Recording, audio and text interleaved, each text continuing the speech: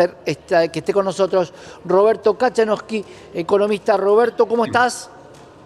¿Qué tal? ¿Cómo te va? Buenas tardes, ¿cómo estás? Muy bien, por suerte. Bueno, vamos a dar entonces este número que arrojó Cava. ¿Qué te parece? ¿Qué está pasando con este número del 3,2% del IPC de Cava? Bueno, hay dos reflexiones, una de carácter metodológico. El índice de precios al consumidor de Cava es base 2021, o sea, tiene 3 años. El índice de precios al consumidor nacional es del 2004, si yo mal no recuerdo, ¿no es cierto? Entonces, ¿por qué digo? ¿Cuál es la diferencia? Que la canasta de bienes y servicios que había en el 2024, o sea, 20 años 2004, atrás, claro. 2004, 20 años atrás, es totalmente distinta a la que puede haber ahora. En cambio, la del 2021 se acerca más a la canasta de bienes y servicios que la gente puede consumir. Digo, no sé, hace 20 años atrás no tenías Netflix o qué sé yo, un montón de servicios por internet que podías comprar y que ahora no.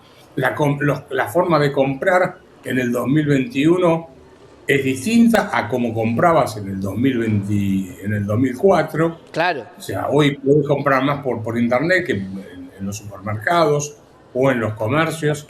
Entonces, me parece que se acerca más a la realidad el de la capital federal, el de Cava, que el nacional. Creo que lo van a corregir en algún momento.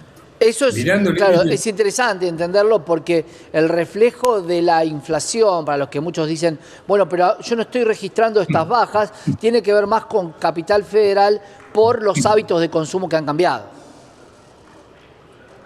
claro, cambian los hábitos de consumo, pero mirando rápidamente el índice, uno lo que ve es que lo que tiene es un aumento mayor en los que son los bienes, en los servicios, perdón, me estoy refiriendo básicamente a transporte, luz, gas, agua, etcétera, y hay un menor crecimiento en los bienes. O sea, lo que más sube es eh, los aumentos de las tarifas de los servicios públicos, obviamente, ¿no?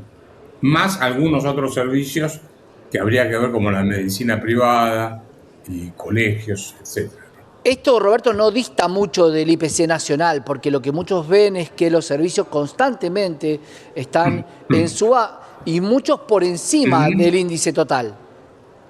Sí. A ver, el 3,2 repite el 3,2 de octubre, ¿no es cierto? O sea que frena la tendencia a la baja, hay que ver después cómo sigue. Diciembre estacionalmente puede ser alto, la Navidad y fin de año, etcétera. Pero bueno, eso ya lo veremos más adelante. Mucho más no creo que se pueda agregar, porque no vamos a ver el precio del zapallito y ese tipo de cosas, pues Claro. no cambia demasiado, ¿no? Roberto, una de las grandes preguntas que tiene mucha gente, y sobre todo porque lo vivieron, es cuando damos una información hoy que el dólar informal, que supuestamente se medía todo, sube más del 2,3% y se acerca a los 1080, 1075. Dice, ¿eso se va a trasladar? ¿Va a haber pass-through del dólar a precios o no? ¿Puede complicar la inflación de diciembre? Si sigue la tendencia, es probable.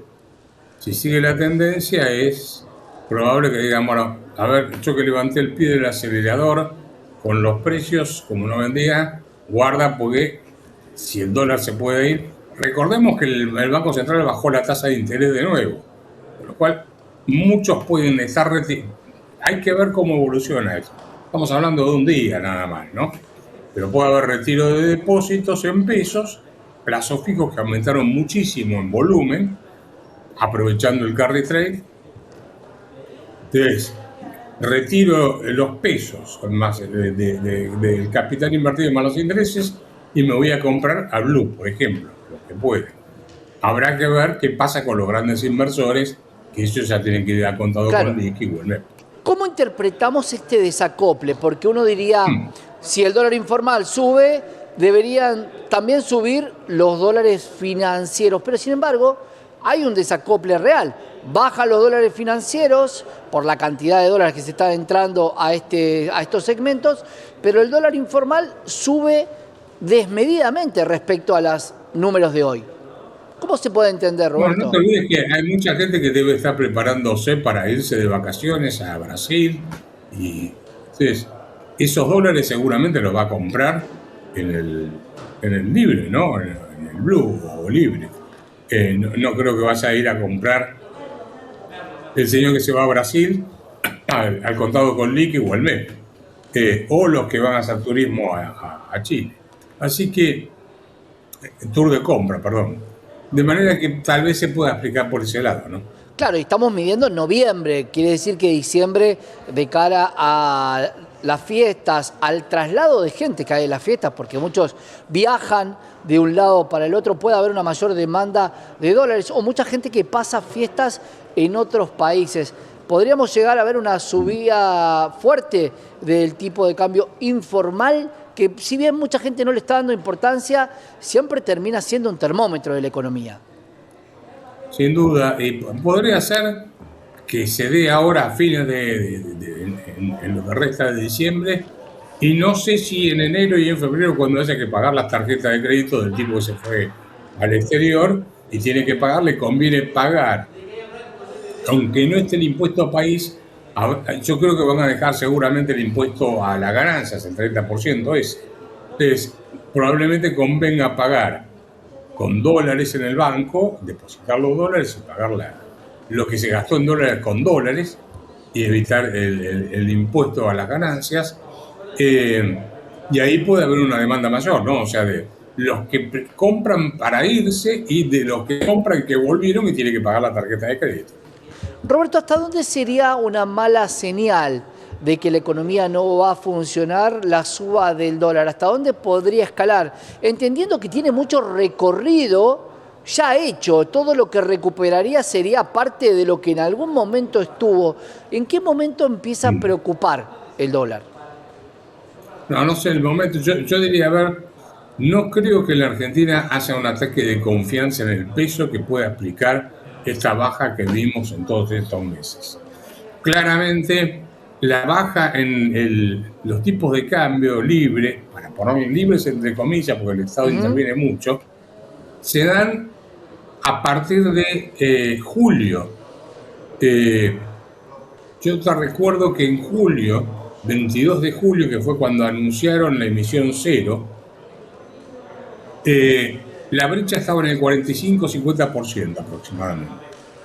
Y ahí salieron con la historia de, no, bueno, lo que pasa es que como hay que comprarle los dólares a los exportadores, hay emisión de moneda, entonces lo que vamos a hacer es tomar esos dólares y parte de esos dólares los vamos a vender. El Banco Central le compra dólares a los exportadores, porque los exportadores están obligados a venderle al Banco Central, y parte de esos dólares los venden en el contado con liqui. Y ahí fue cuando vos mirás cómo evolucionó la brecha cambiaria, venía subiendo rápidamente, anunciaron ahí, entonces muchos dijeron, bueno, ahora me tranquilizan el mercado de cambios durante un tiempo, por la intervención que va a hacer el Banco Central, y eso me lleva a hacer el carry trade. Basta con ver cómo evolucionan los depósitos a plazo fijo mes a mes, y el crecimiento es fenomenal. Esto que es gente que agarró, vendió dólares, se colocó a tasa y en algún momento va a dar la vuelta, porque nadie hace una inversión para devengar la utilidad indefinidamente, en algún momento la realiza. Ahí, Roberto, eso que decís es muy interesante, porque haciendo un poco de historia, y hay que tener un poco de memoria también en la economía, ¿qué pasa cuando se pega la vuelta el carry trade? ¿Alcanzan, si todos van a dólares, los que se pasaron para mantener esta pax cambiaria? No, porque en otro momento se llamaba bicicleta financiera. Esto tiene nombres distintos a lo largo de la historia argentina. Hoy le dicen carry trade, antes era bicicleta financiera. Pero, ¿qué es esto? A ver, si yo tengo $1.000.000, los paso a pesos y los invierto a tasa, y supongamos que me gano, no sé, el 20% en el periodo, por decir algo, cuando realizo la ganancia, no salgo a demandar 1 millón de dólares. O sea, no le digo al banco, dame los pesos y salgo a comprar 1 millón de dólares, que fue lo que vendí para entrar en la tasa. Salgo a demandar el $1.000.000 más los intereses ganados, el 20%. O sea, salgo a demandar en el mercado de cambios por Claro. $1.200.000. El O sea que 20% en el la mejor de los presión, casos, Roberto, porque si el dólar siguió bajando, tu utilidad es mayor que el 20%. mi utilidad es mayor que el 20%, por supuesto. O sea que pero la presión sobre el mercado de cambios es mayor que cuando entran. Cuando entran, Claro. la presión a la baja es una, cuando salen, la presión al alza es mayor por los intereses devengados. Y esto lo vimos en tantas oportunidades que ya más o menos se conoce de memoria cómo es. Lo que nunca se sabe es cuándo va a terminar esta historia, ¿no? O sea, en qué momento se da vuelta. Por eso el gobierno sigue con miedo. Mañana va a cumplir 1 año y fíjate que siguen con el cepo, siguen con el control de cambios y no se animan a salir, ¿no? Ahí, Roberto, claro, te pregunto porque muchos plantean que simplemente el problema del control de cambios y del cepo es los dólares que deberían llevarse las filiales, los dividendos no pagos o las ganancias y utilidades de compañías que deberían llevarse al exterior. ¿Eso se puede fijar de alguna manera para que eso no distorsione el tipo de cambio local? Porque hoy no hay peligro de el minorista comprándote. Bueno, ojo, pues sí, podría ser. A ver, las empresas podrían salir a comprar dólares, pero no para generar dividendos. Podrían salir a generar dividendos. Ahora, vos lo que podés hacer es prohibir la compra de dólares para generar dividendos. Ahora, ¿qué va a pasar? En la medida en que continúes con el control de cambios y el cepo, lo que va a ocurrir es que no vas a recibir los dólares para tener inversiones. Pero si no tenés inversiones, no creces. Si no creces, seguís con la misma historia de siempre. Que la carga tributaria es alta sobre un sector económico está reducido, no vas a tener ingreso de dólares, entonces estás en el círculo vicioso de siempre. Como no tenés dólares para regular el mercado, que es lo que quieren hacer los intervencionistas del gobierno en el mercado de cambios, entonces, ¿qué hacen? Dicen, bueno, seguimos con el intervencionismo. Y creen que el intervencionismo les va a resolver los problemas. O sea, vos fíjate que curiosamente creen que tipos que se dicen a sí mismos liberales creen que el intervencionismo va a resolver los problemas del intervencionismo. Ahí, Entonces, claro, bueno, van a seguir así indefinidamente, porque eso, nadie va a traer los dólares. eso que decís, Roberto, es sumamente interesante y quiero que lo escuchen bien. Hablamos de un círculo vicioso y para entenderlo de alguna manera, y te lo pregunto claramente, ¿estamos avanzando o giramos en círculos? Yo creo que están girando en círculos, ¿no? Como el perro que se pone la cola. Yo estaba revisando justamente una nota que estoy por terminando para mañana para Infobae por el tema de que se cumple 1 año, ¿no? Claro. Del gobierno de Milei. Y cuando vos revisás todo lo prometido en campaña con todo lo que se hizo, no tiene nada que ver. Es totalmente inverso. Ahora, de esas promesas de cerrar el Banco Central, de no aumentar impuestos, de la casta, de no negociar con los países comunistas, etc., quedó nada. Lo que quedó fue control de cambios, aumentos de impuestos, los jubilados y la clase media pagando el costo del ajuste, bueno, en fin, arreglando con China para que le sigan prestando plata. Claro. O sea, hicieron todo al revés. Entonces están circulando, sigue la economía circulando de la misma forma que recibieron. No hay mucha diferencia. Y la baja en la tasa de inflación, guarda que está muy atada a el control de cambio, ¿no? Para cerrar, Roberto, ¿cuándo se da cuenta el resto de la gente que camina a tu lado que está girando en círculos? ¿Cuándo esa X en el árbol ya la pasamos, ya nos dimos cuenta que por acá estuvimos? Porque el exceso de confianza y la euforia hace que no mires, no prestes atención a los detalles que la economía te está mostrando. Ya pasamos por acá, ya pasamos en el 2017, el 2016, estabilidad cambiaria.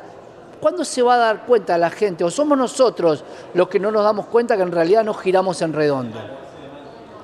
No, lo que pasa es que el votante y los que trabajan en el mercado no son un stock, no es que los mismos que vimos estos 40 años atrás, ahora lo vemos y no aprendemos.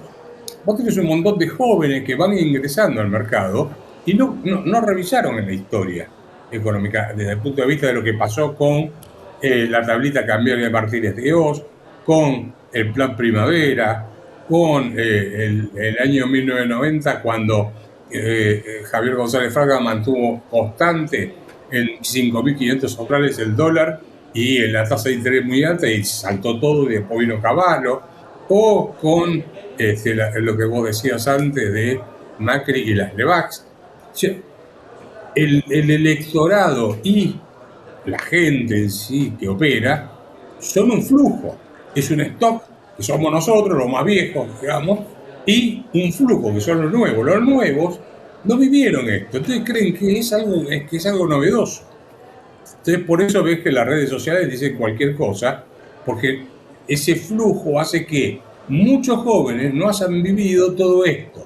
Entonces, como no lo ven, creen que esto va a ser exitoso. En cambio, como nosotros ya vimos esta película 58 episodios de veces, ya sabemos cómo termina. Claro, Así que se hace muy difícil saber.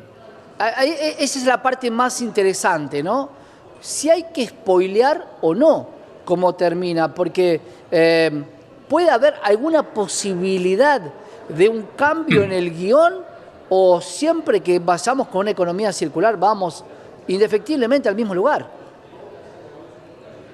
Y yo te diría que hoy, a un año de iniciado el gobierno, casi un año, faltan horas para que se cumpla el año, estás metido en un problema mayor o sea, en un problema tan grande como el que recibiste en materia cambiaria. ¿Por qué? Porque tenés reservas netas del Banco Central, recibiste menos de 10.000 millones, ahora estás en 8.300. La diferencia es marginal. Pero te armaste un carry trade de la Gran 7 que te va a costar muchísimo. Y la economía la tenés totalmente en recesión, o sea, sigue claro, en recesión. Pudo haberse esperado la caída, pero seguís en recesión. Así que yo la verdad es que veo que va a ser difícil que cambie el guión final, ¿no? Y que en Casablanca Humphrey Bogart se suba al avión en vez de tal cual. Abajo.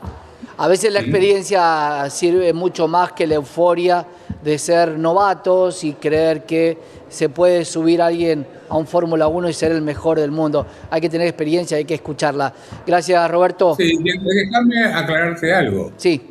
No sé si tengo un minuto. Por supuesto, siempre lo tenés, Roberto. Yo cuando hablan de los viejos, viste que ahora está hablando de los viejos, yo les recuerdo que Reagan fue presidente de Estados Unidos a los 70 años. Sí, claro. Trump acaba de cumplir 70 y pico de años. Churchill fue primer ministro a los 66 y a los 70 y pico. Adenauer, que fue canciller o presidente de Alemania, llegó como hasta los 80 y pico de años.